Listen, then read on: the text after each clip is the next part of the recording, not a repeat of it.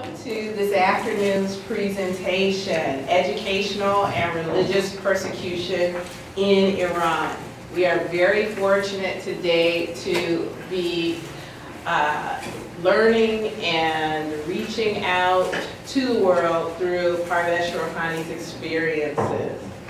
She's going to be talking to us about the Baha'i faith and how those who practice it have been subject to persecution for wanting to better themselves. An amazing concept. Parivash is accompanied by her husband Noser, and they will be happy to be a part of a vibrant discussion on this very important topic. So that you know who is speaking with you today, a survivor, a thriver. Parivash Rohani was born in Iran, but because of her family's practice of the Baha'i faith, her family had to move her to India to be able to study and to be able to live. We are going to see a wonderful film about survival and thriving in this To Light a Candle film presentation. This is meant to be a very active session where we are learning and questioning, where we are thinking, and where we are, in many cases, being compassionate listeners. So I am very honored to welcome Ms. Parivash Rohani to begin our exploration into educational and religious freedom. Welcome. Thank you.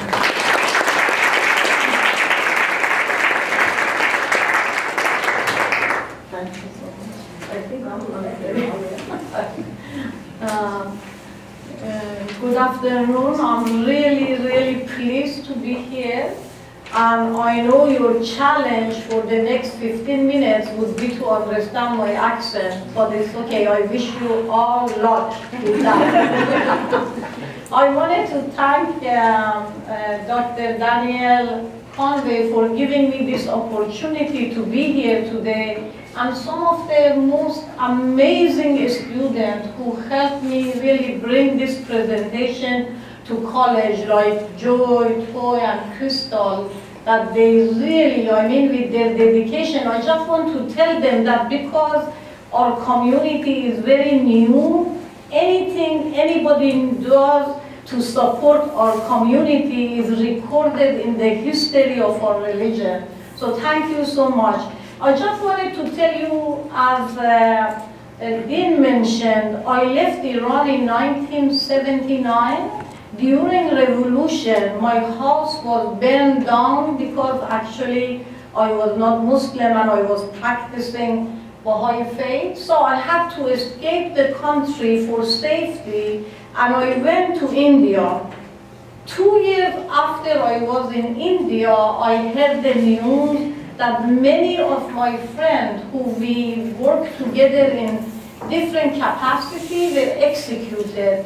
And some of them were aged 16, and my mentor was 56 when she was executed. So you can imagine, as an 18-year-old girl who left Iran for safety, I really felt very much guilty all my life, thinking that I left Iran, I left all my friends alone, and they were executed, and I'm free in this India, and then later I migrated to US. But 7 years ago, when the campaign, the beginning campaign for this right to higher education started, I really found that it seems now I have tools with what I can heal myself. And I'm by profession an ICU nurse, but I resigned from my job in the hospital, and I decided that I'm going to dedicate the rest of my life to the campaign, because I felt that through this campaign of human rights of the Baha'is and many other minority groups in Iran that are suffering, maybe I can start to heal internally, because really that was such a big burden on my shoulders. So I have been exploring to find open-minded people in the community who are willing to support our cause. And you cannot believe, when I made appointment with, the dean here, it was one of really highlight of my day that day, that she gave me time, we explored, we discussed, and with her wise, really advice, I was connected with the students here who are doing extraordinary work for justice. I really am so honored to be connected with the college because of all the things I could say. So they really are among the most extraordinary students, and I'm so pleased to know them. So this film is actually about 55 minutes, but because we don't have much time, we are going to show you the last 23 minutes of this documentary, which directly deals with the higher education in Iran, and the fact that the Baha'i youth cannot go for higher education to this day. So I just give you, introduction to this. So, when revolution happened, our Baha'i community was really paralyzed because they didn't expect this to happen. And once this happened, they didn't expect this to happen the way that they didn't have any clue, like prevention of our youth for entering their higher education, because education in Baha'i faith is compulsory.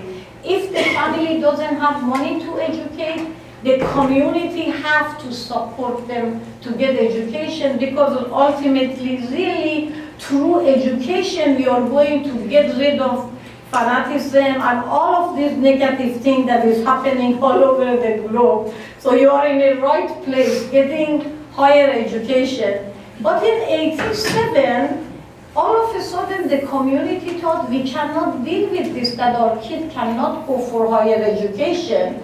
So some of the professors who were actually expelled from university, they got together and they created an underground university, which is now called the Baha'i Institute for Higher Education, or BIHE.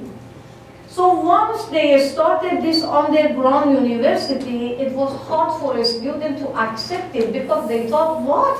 These universities, we go to living room of somebody that we don't know. I mean, who would be the teacher? Who are the students? We might get caught and put in prison. Like all of these questions that they had, and they didn't know if it is real. But some of them said, okay, it is better not than studying. So they started going to this underground university, and all the administrators were put in prison. And some of the students were put in prison. So the Baha'i community thought, what can we do? They made the university online university. Now all of our students study underground, but all of the professors and teachers are all over the globe. So they realized if these professors are not in Iran, the students have to know English, because otherwise this is a useless system. So for first few years, that was the requirement. The student had to be fluent in reading, writing, and most of the focus was on that. But right now, this document that our students get is not actually accepted in Iran. So most of them for higher education would come to England, Canada, US, and that's how they get their higher education, because these universities accept those credits. And actually USM is one of the universities who accept those credits.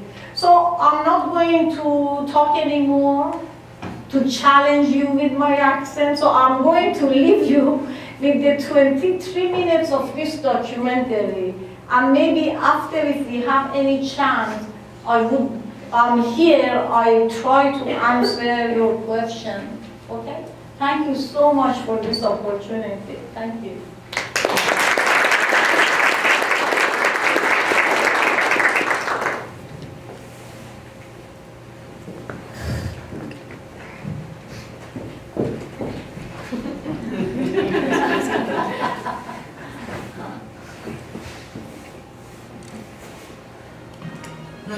massacre of Iranian Baha'is led to an international outcry, especially in the United States. The tragedy of the Baha'is, persecuted in Iran in the name of Islam. The Baha'is are a worldwide religious faith. In general, the Baha'is practice a gentle faith that advocates meeting violence with serenity. 16 members of the Baha'is that we know about were hanged. They were part of a group of 22 for whom President Reagan had pled for mercy. Bob, does our government's protest make any difference? Well, apparently not, Barbara. Another 22 Baha'is were arrested just last week. Members of the Baha'i faith say it's a question of genocide. And the alleged perpetrator of the genocide is the government of Iran, a case of religious genocide unique at this moment on this planet. We are calling on the government of Iran to stop this monstrosity, lest it be condemned by the civilized world for all eternity. Even fanatical and tyrannical regimes like the Ayatollah Khomeini's have some sensitivity to world public opinion. If they're allowed to murder in the dark, the murders may never end. International pressure finally forced the Iranian government to stop the mass execution of the Baha'is in 1986. By then, the Islamic government had established itself. The Baha'is had already become second-class citizens. They were not allowed to study or teach in universities. This secret document from Iran's Supreme Council of Cultural Revolution shows that in 1991, the council recommended that individual Baha'is be allowed to live in Iran. Yet, at the same time, the government had a duty to prevent the Baha'is from prospering and progressing as a community.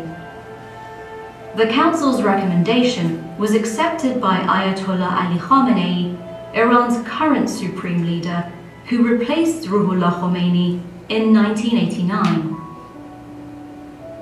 After the murder of her father, Marjan Davoudi, a university student, was called in by the dean. She was told that she was to be expelled from the university because she was a Baha'i. وقتی از در دفترش بیرون رفتم، پشت در دفتر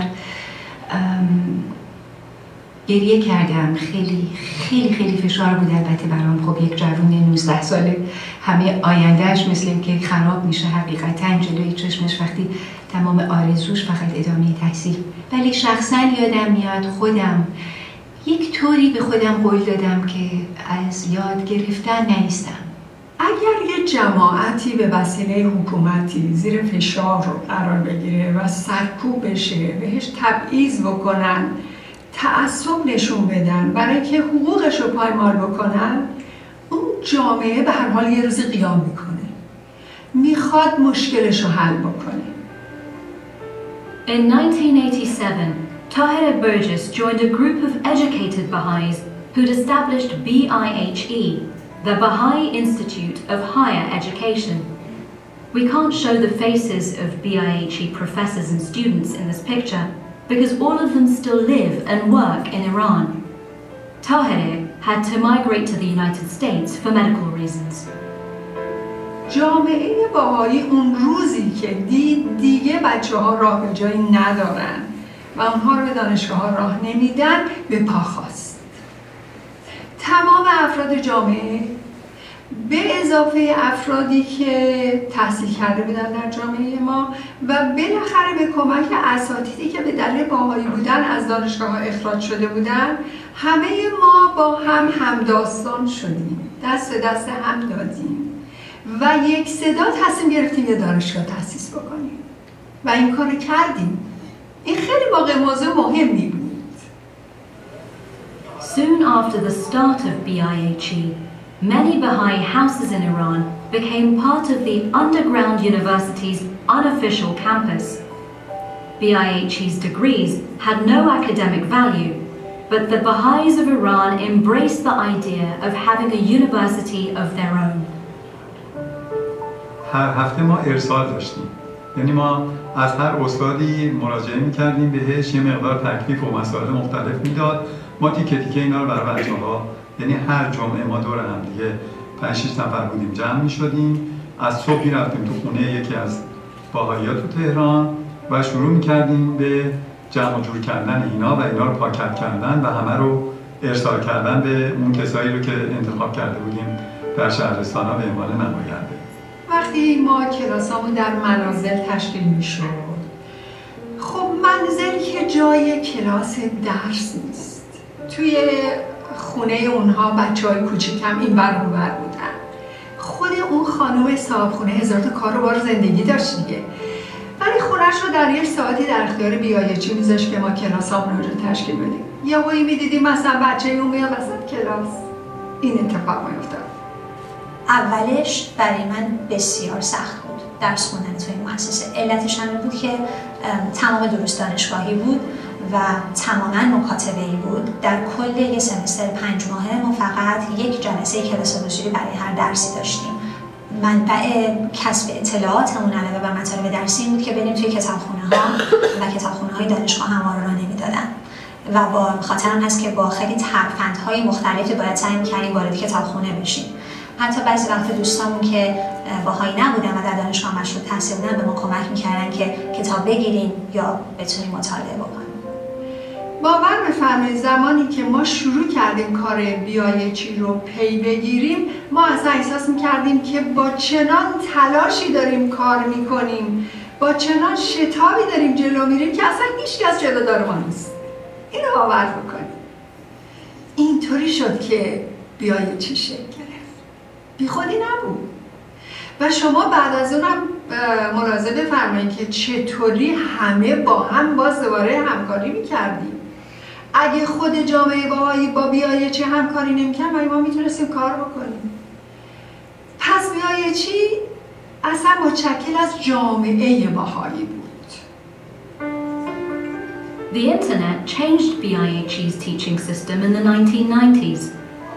Many classrooms were replaced by email, voice and video chat and other online teaching forums. That allowed many Baha'i and non-Baha'i academics around the world to teach BIHE students inside Iran.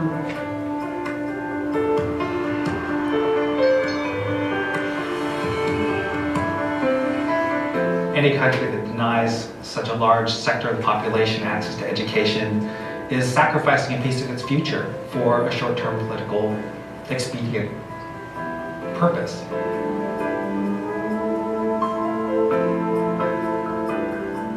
You know, it's funny because it's actually really vitalizing to be around people who are working for something without any compensation, for something that's so important that they really believe in, and that gives you a lot of energy and a lot of gives you a lot of momentum in your own life. I think it's really helped me outside just working on the curriculum. I feel the rest of my life has been enriched.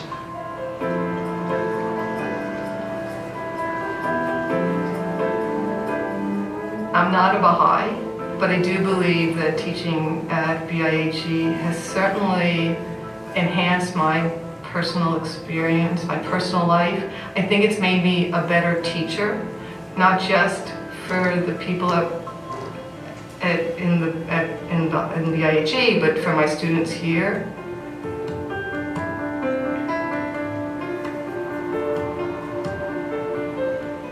I'm here at McGill University, which is considered one of Canada's top universities. And so I am working apparently with the best and the brightest. The only difference between the students at BIHE and my students are they don't have the opportunities. I sometimes wish the students I taught here understood how people are so thirsty to go to university, and I wish my students here understood that how lucky they are.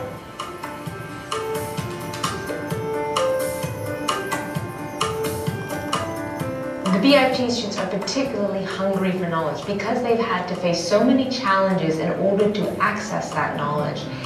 They are very keen and very enthusiastic and very hardworking in obtaining that knowledge and learning and discussing and sort of trying to push their own boundaries of what they know.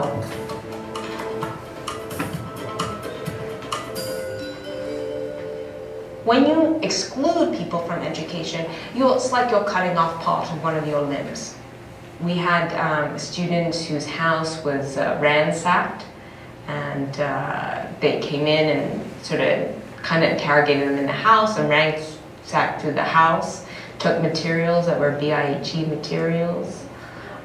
We had another student whose family member was taken in for questioning. They didn't know what was going to happen. I've had a really enthusiastic, very bright student turn in straight A work in any school in the United States. People would have been very happy to have this individual there. The guy, finished his degree at the BIHE, and he's, he was happy, but I was kind of upset that he was going to become a plumber's assistant. That's the level of opportunity that's available to him. The degrees given by BIHE in its nascent stage had no academic value. But in the mid-1990s, a number of universities around the world praised the academic value of BIHE and started to accept its graduates. Today, BIHE graduates study in more than 100 prominent universities around the world.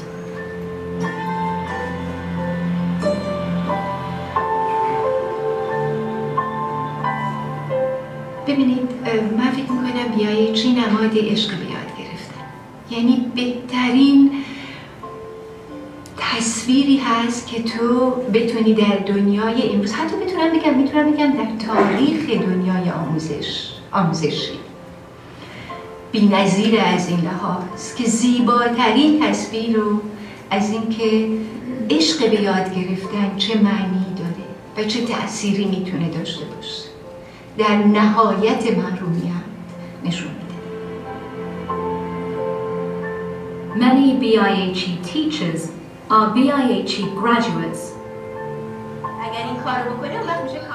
After Marjan Davoudi was expelled from her university, she studied psychology at BIHE. She then moved to the United States, where she received her PhD from Indiana University. She is now a practicing psychologist in San Diego and a BIHE teacher. من یادم وقتی که به هر حال بیرون اومدم و رفتم مستقیم دانشگاه ایندیانا، وقتی که رجیستریشن این خانوم گفت که خیلی خوب از فلان روز میتونی بری سر کلاس، اسمت نوشته شد و دانشجوی رسمی ما هستی، اینقدر ازش تشکر کردم که شک کرد اصلا چرا من دارم نکنه ریگی به کفشم به قول معروف تقلبی کردم کاری، چرا من اینقدر ازش تشکر. باور نمیکنه شب تا صبح نخوابیدم برای اینکه صبح قرار بود سر کلاس بنشینم در حالی که 37 سالم بود. یا این کتابخونه رو وقتی درش باز شد و نگاه کردم و دیدم که الان من میتونم برم واقعا از کتابخونه کتاب انتخاب کنم و بخونم. یا کامپیوتر وجود داره که من بتونم بازش بکنم، تازه شروع شده بود. چیزایی که خیلی عادی و معمولیه برای ما مثل یک آرزویی بود که داره به حقیقت میپیونده. Kayvon Rahimian and his younger brother Kamran also graduated from BIHE. Kamran studied educational counseling in the University of Ottawa in Canada for 4 years, where he received his master's degree. In Canada, Kamran studied Marshall Rosenberg's non-violent communication process, which helps people to solve their conflicts peacefully. During his studies, Kamran visited his uncle Enayat in Phoenix. کامران وقتی که به امریکا اومد و من به کرات از اون خواهش کردم که امکان این که تو اینجا بمونی هست، با صراحت لهجه و اعتقاد کامل معتقد بود که من باید به ایران برگردم و اون چه آموخته‌ام به دیگران بیاموزم و من این خدمت رو وظیفه وجدانی خودم میدونم و به هیچ وجه حاضر نیستم که اینجا بمونم و از مسئولیت وجدانی که دارم دور باشم. Kamran and Kayvan's wives were also teachers at BIHE and organized non-violent communication workshops. Their decision to stay and teach in Iran came at a heavy price. Kayvan wrote about this in a letter to his daughter Gina. I asked my wife, Fereshte, if we have the right to make a decision for Gina and stay in Iran. We've made the choice and we are proud of it. But I fear Gina will question us about our decision in the future and ask, why did you make such a decision for me?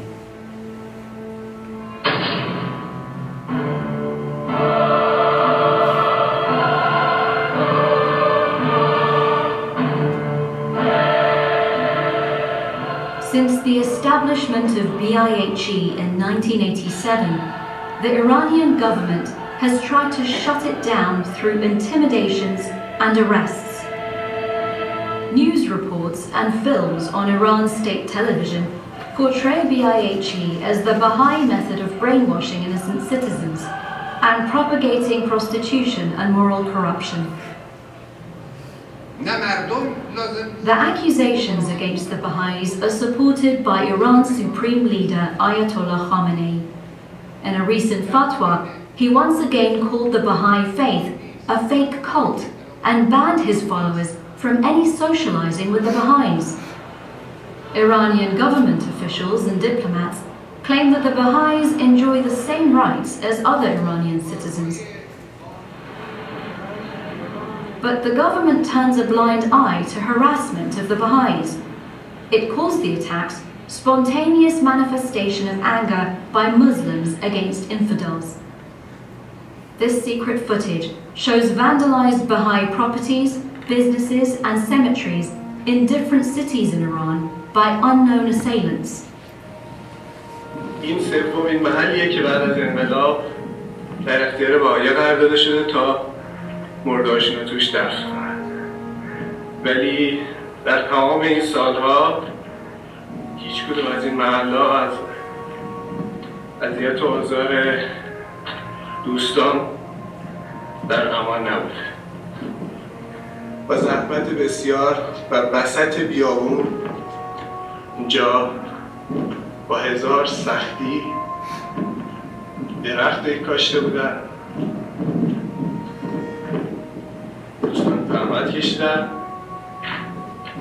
و درخت‌ها رو بریدن و خدا میدونه که مرحله بعدی چیه.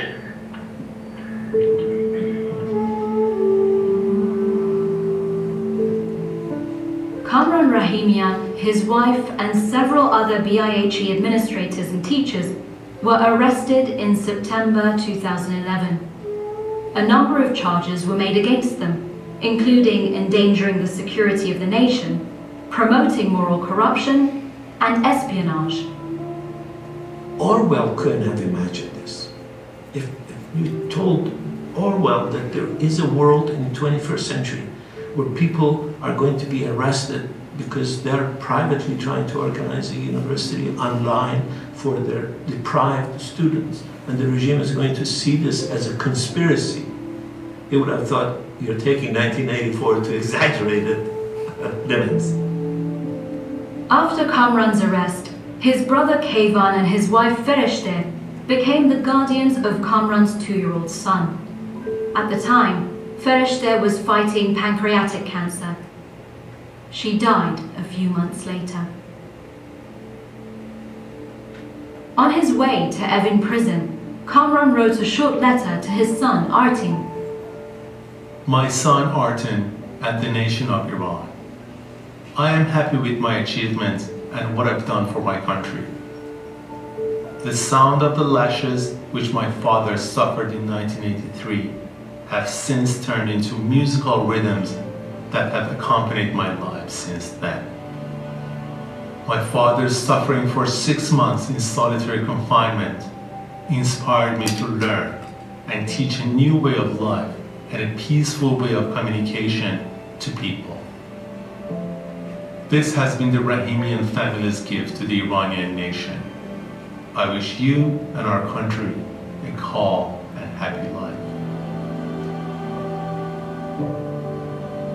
شما میتونید کلاس رو از آدما بگیرید، مدرک رو از آدما بگیرید، استاد رو از آدما بگیرید، کامپیوتر رو مصادره بکنید یا حتی آدما رو توی زندان بندازید، ولی عشق به یاد گرفتن و به خدمت کردن و نه از اون دانشجوها میشه گرفت، نه از کسایی که با تمام عشق و وجودشون دارن کمکشون میکنن.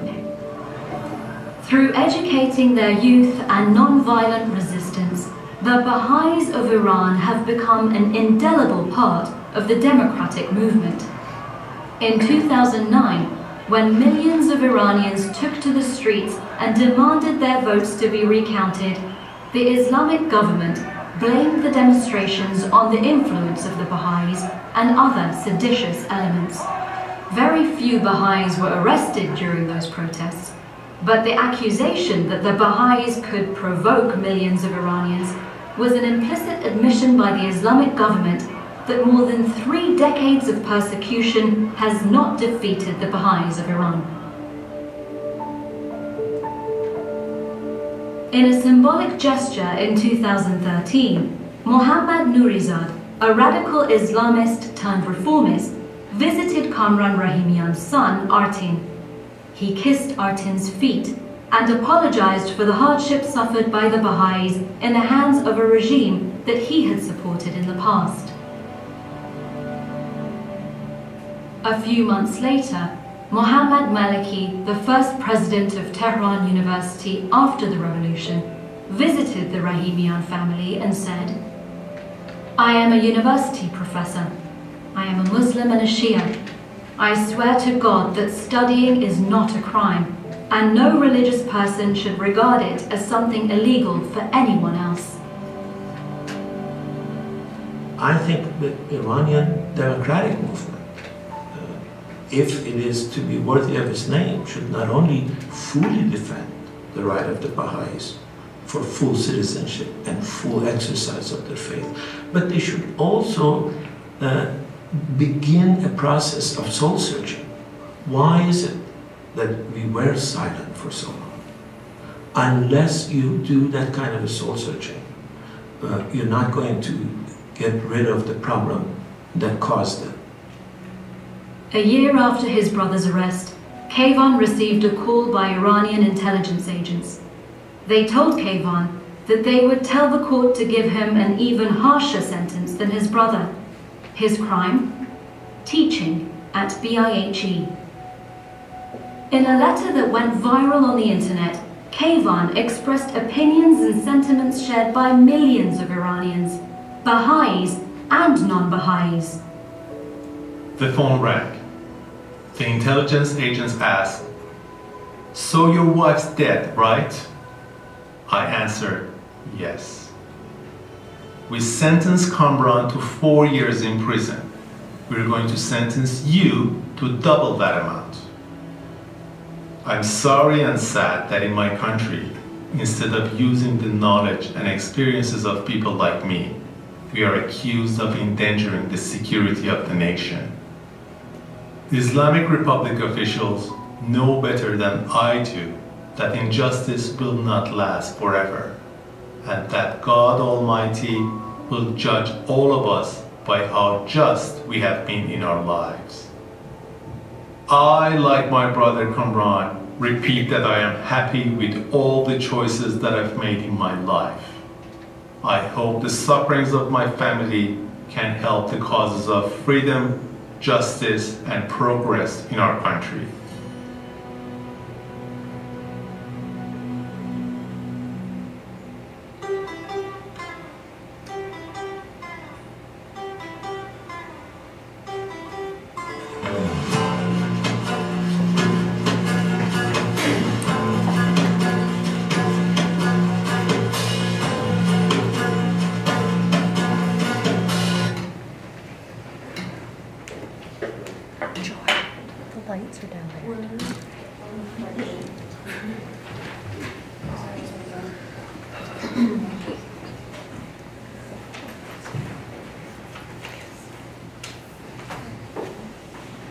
Okay. if there is any question, I attempt to answer it. I don't promise I have all the answers.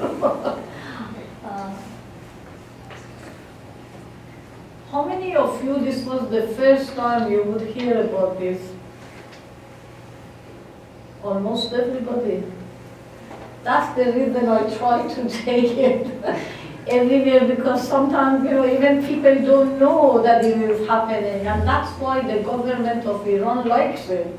Because if people don't know these are the things that are happening in Iran, they think what a just government we have. They might even envy that they don't live in Iran because we have such a just government. So if there is any question or...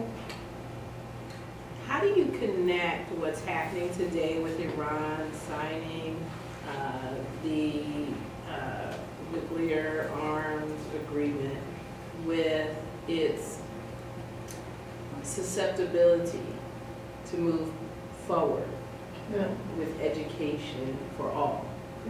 Is that a signal? I recently was meeting with Senator King, and that was, he was asking me, and I, personally, I feel if a country doesn't have respect for their own citizen, I wouldn't trust that government, to be truthful with you. It is good. I mean, these are all good baby steps that you say, okay, oh, that's wonderful, but in the end, it would be the action of the government that they speak louder. And I personally wouldn't trust the government that doesn't have respect for their own citizens. And the Baha'is in Iran, from the time, this is a very young religion, but from the time of its birth has been persecuted in Iran. In different reasons, with different... There was something that they wanted to actually distract people from one situation to another, the Baha'i situation would come up, So it has been, though, during this government, of course, because it's a religious government, we are suffering more to the extent that or you cannot go for higher education. But of course, as an Iranian, I always have this dream, and I always pray that Iran would be a country that would give freedom to all their citizens, because the Baha'is are not the only minority in Iran who are suffering. We have Kurds, we have Sunnis, we have even other minorities like Jewish and Christian that are mentioned in the Quran that supposedly they are to be safeguarded. They are really not. That's why during the revolution, many of those minority religions really migrated to different parts of the globe because they wanted a better life for themselves and their kids. So I don't know if I'm always interested in the extent if where it exists at all, that private markets will fill in the gaps of the many failings of public education. So I'm curious as to how your foundation is funded. I mean, does it come from host universities in other countries? Does it come from can it come from private individuals, tuition, or just straight volunteering of time? As Baha'is, we cannot accept money from people who are not Baha'is. So that makes it much harder for our community to really do a lot of things, because we depend on our own community a lot. But the professors and teachers who are teaching on this university, they are not getting paid. All of these professors that you saw, they are all volunteer. They already have a full-time job. Like all of these professors who you saw, they are not, none of them were Baha'is except the psychologist, the woman who talked about her experience, and actually her father was executed early on during revolution. So most of the teachers are volunteer, that mostly it is run on volunteer basis. And then some expenses that need to be met, it is met with the fund from the global Baha'i community. And there are individuals who like, to support this university within the Baha'i community, that they are very generous with their money. Yeah. So that's how it is funded. How large is the Baha'i community in Iran? Excuse me? How large is the community? In Iran? Yes. Actually, the Baha'i is the largest minority religion in Iran. And when I lived in Iran, the population of Iran was 30 million. It is over 80, doubled after I left. So almost 10% of Iranians at that time were Baha'is, if I'm not mistaken. Now we have about 500,000. But of course, I was listening to somebody who is not a Baha'i in Iran. They were interviewing this person, and they said they feel there are more Baha'is who are not really declared that they are Baha'is, because in Iran, if you change your religion, you would be executed. So for their own safety, they keep their conviction in their heart. So the number of people who are actually Baha'is is more than we have on the paper, like 500,000 maybe in Iran. I wanted to follow up on Bill's question about the market. And I'm an avid NPR listener, and just today or yesterday, I was listening about pleas for foreign investment from all kinds of industries that are ramping up now that we have this agreement under President Barack Obama. So how much, considering that question about 80 million people, population, and where education is so stifled, how does Iran expect to attract foreign investment when there won't be a workforce capable of doing architect and engineer services, environmental services, all the things that the IHE is likely teaching, and also directing curriculum in Iranian universities? And I ask this because I'm very good friends with an Iranian who is not of the Baha'i faith, but who had to leave Iran many, many years ago, fleeing for his life, who is now a physicist at the University of Hawaii, and he said he would never go back. So how do you expect to even attract this foreign investment? It's funny because we have a friend who teaches in Farmington. He teaches business and he's Iranian. So he was saying that Iran actually tries hard, and they invited a bunch of Iranians who are highly educated and they live outside of Iran to come to Iran, and they had a conference. And he said, in the beginning when he went to this conference, these people came from Australia, Africa, all doctors, physicists, all kinds of things. And he said they think that they are dealing with children, like we are highly educated, we already have, businesses or teaching at universities, but they think that, okay, we can bribe them to come to this country, like, they are dealing with children. And he said we all sat there and looking at each other and saying, really, their expectation of us coming to Iran and dictating what we have to teach at university and what we shouldn't teach in university, is that what they think that we are really going to come to this country to do?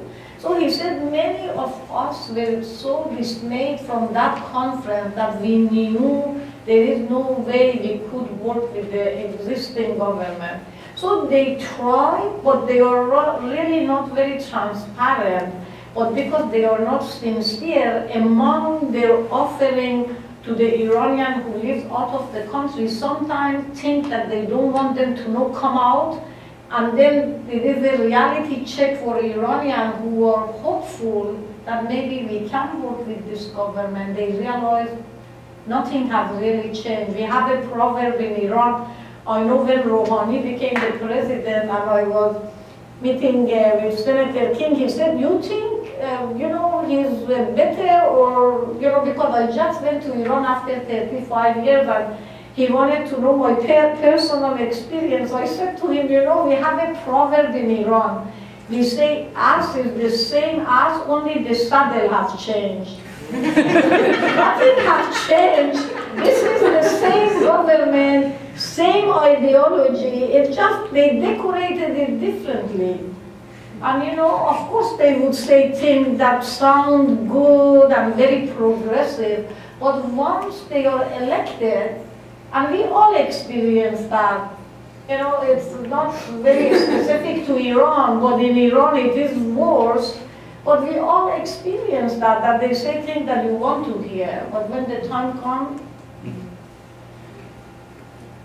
yeah. I have a question. So the students that go through the university in Iran, you mentioned that universities outside the country are beginning to accept the credentials. When the students go outside the country, do they ever go back, or is it just too risky for them? Yeah.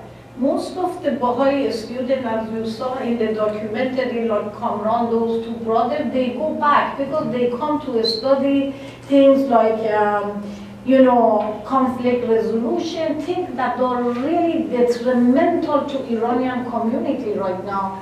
And one of the things that in Iran, you know, most of the administrators who were in prison were the ones who were teaching psychology. And I don't know, for some reason, that's a taboo subject. So most of this, like probably 90% of these teachers who are in prison teaching psychology, sociology, anything that has to do with grassroots organic change. And that's why now most of those subjects, the instructor are out of Iran. Did you see like psychology, child psychology?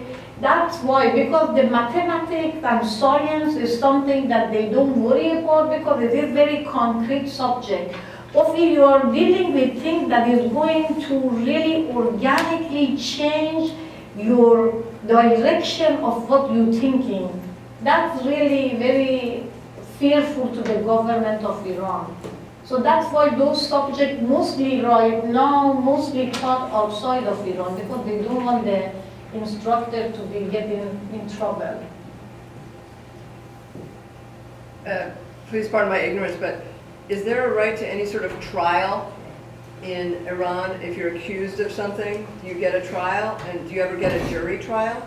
Oh, not Baha'i. And I tell you, I don't know how many of you probably know Shirin Ebadi.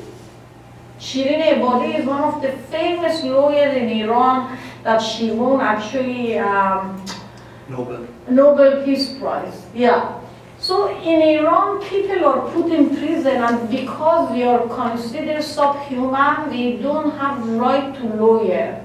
So none of these Baha'is who are in prison, they see lawyer, nobody. They are actually tried in a very private, you know, kind of manner.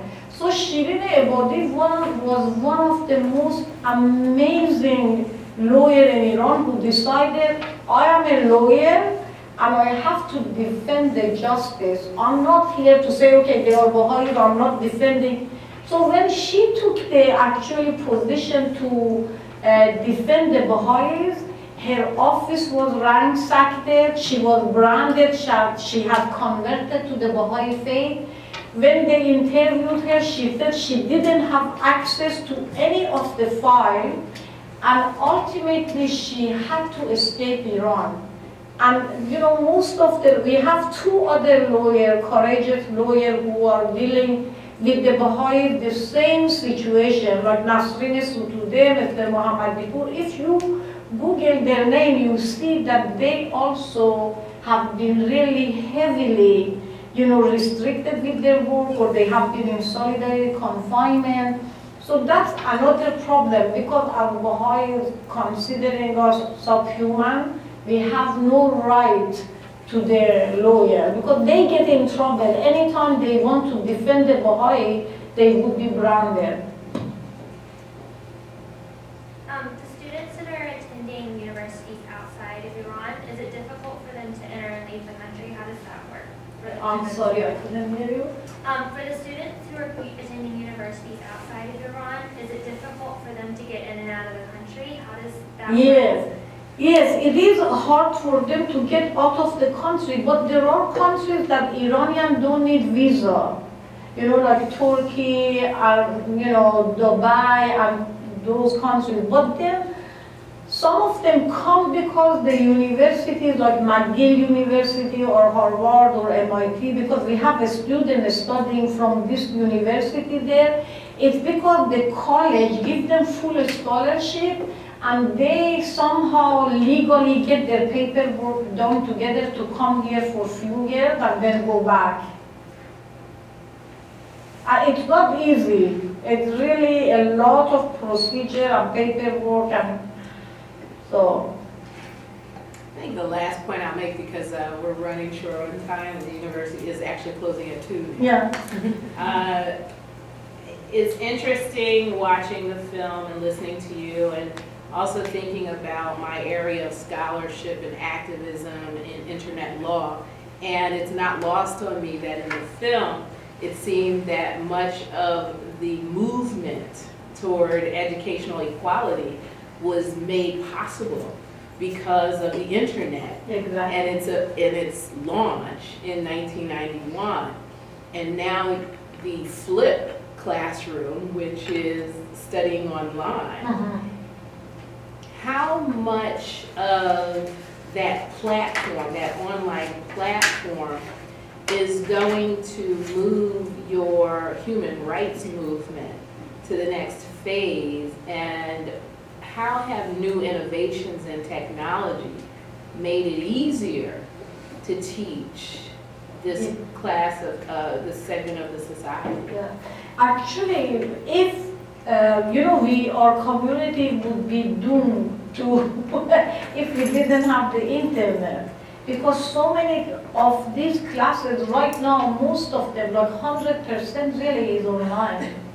Because also, you know, earlier they had it in the living room or, you know, different places in Tehran. So a student from all over Iran had to travel to Tehran. Some of them had to travel 48 hours, 36 hours, 24, and get to Tehran, and they don't have a place to stay. So the Baha'i community had to provide for them and all of that. And some of them didn't feel comfortable like going to places that they have no clue who these people are. So now with the internet, they don't need to travel. They don't need to travel to Tehran, you know, at the convenience of their home. They do their internet. Although that also is not without problem in Iran, they slow down the internet.